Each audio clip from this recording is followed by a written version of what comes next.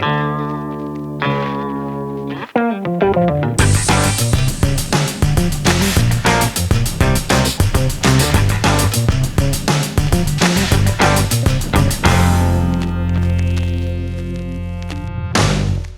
one day, at the beginning of the semester, I'm in my dorm room and I had the worst roommate ever up until that point.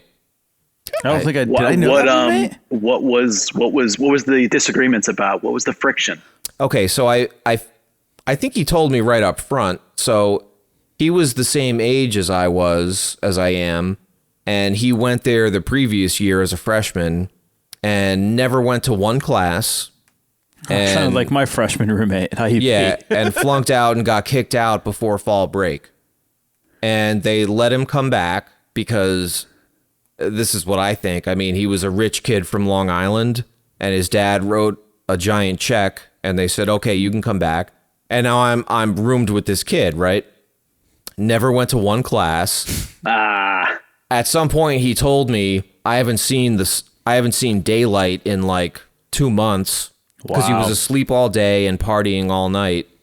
And I had class flute at 8:00 Monday, Wednesday, and Friday.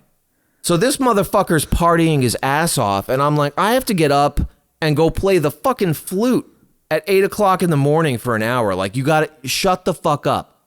So he was partying like in your room? Yeah, there was one time. And I wish I'd handled it differently, but I was, I've never liked confrontation, and back then especially no, and everything was brand new to me.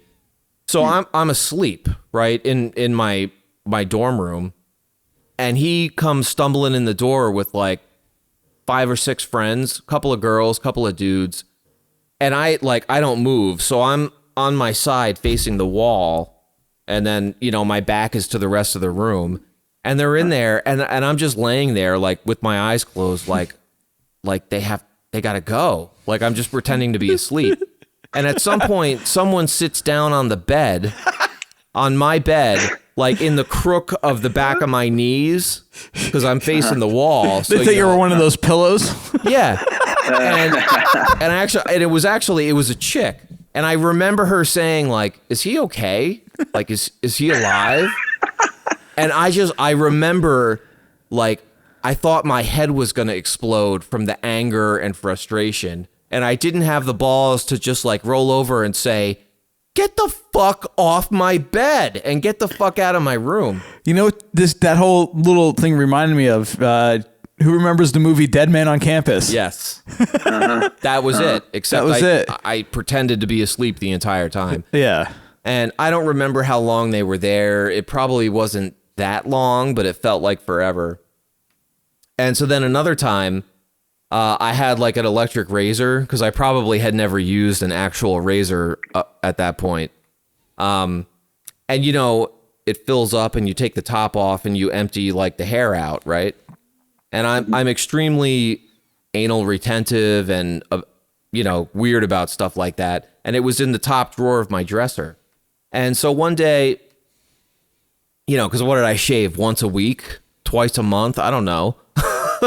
So one day I go in there, and it's all fucking clogged up, and I open it up, and it's fucking overflowing with this cocksucker's hair. Pubic hair? I don't know.